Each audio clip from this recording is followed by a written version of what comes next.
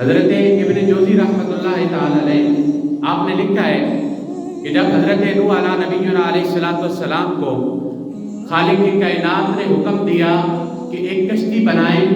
اور اس کے اندر صرف اور صرف اپنے ماننے والے جو ہیں، جنہوں نے آپ کی نبوت پر ایمان لایا، اللہ کی وحدانیت پر ایمان لایا، صرف ان لوگوں کو اس کشتی میں سوار کریں اور باقی لوگوں کو خالق کائنات ان پر عذاب نازل فرمائے گا اور نیست و نابود فرما دے گا۔ اب غور کیجئے، حضرت نوح علیہ نبینا علیہ السلام آپ نے جب لوگوں کو اس کشتی میں سوار کر لیا،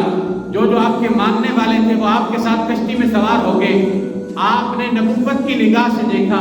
کہ اسی کشتی کے اندر شیطان بھی سوار ہو گیا۔ آپ نے اس شیطان سے سوال کیا کہ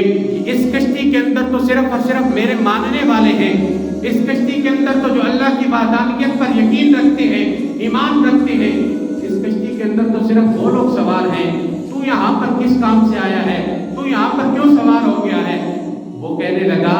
کہ میں اس لیے یہاں پر آیا ہوں کہ میں کچھ لوگ تو ایسے ہیں کہ جن لوگوں نے آپ کی نبوت پر ایمان نہ لایا، رب کی وحدانیت پر ایمان نہ لایا، وہ لوگ تو میرے جال کے اندر پھنس چکے ہیں، لیکن جو لوگ آپ کی نبوت پر اور رب کی وحدانیت پر ایمان لا چکے ہیں،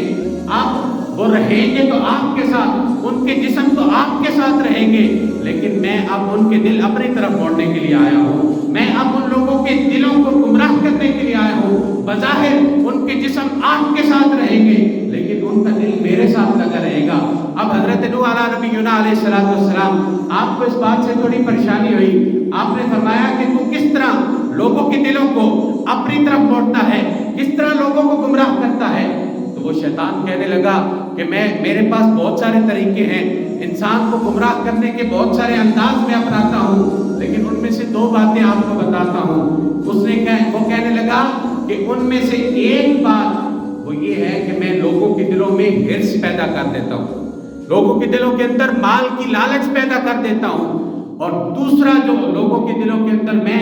حسد پیدا کر دیتا ہوں۔ یہ ہرس اور حسد دو بیماریاں ایسی ہیں کہ جس کے دل میں پڑ جاتی ہیں، بظاہر تو وہ مسلمان رہتا ہے، بظاہر تو وہ ایمان والا رہتا ہے، لیکن اس کی وجہ سے اس کے اوپر عذاب آتا ہے، اور وہ عذاب کیا ہے کہ وہ بظاہر اس کا جسم مسلمان رہتا ہے لیکن اس کا دل شیطان کے ساتھ جڑ جایا کرتا ہے۔ گویا علماء نے لکھا ہے کہ یہ جو دو بیماریاں ہیں، حسد اور ہرس کرنا، یعنی اللہ نے مال عطا کیا، اس مال کے اوپر، مال کے ملنے کے اوپر شکر ادا نہیں کرتا بلکہ اور کی لالچ کرتا رہتا ہے۔ اللہ کے خالق کی کائنات نے واضح طور پر قرآن کریم کے اندر اعلان فرما دیا ہے، لَإِن شَكَرْتُمْ لَأَزِيدَنَّكُمْ، کہ تم اگر میرا شکر ادا کرتے رہو گے میں تمہیں اور زیادہ عطا فرماتا چلا جاؤں گا۔ تو یہ خالق کی کائنات نے ہمیں بہترین انداز بتا دیا کہ میرا شکر ادا کرو میں تمہیں اور عطا کروں گا، لیکن ہم لوگ رب کا شکر ادا نہیں کرتے، اس کے راستے میں مال کو خرچ نہیں کرتے، اس کے بتائے ہوئے طریقوں پر ہم عمل نہیں کرتے، اور ہم لوگ ہرس کے اندر پڑے رہتے ہیں۔ اور دوسری سب سے بڑی جو بیماری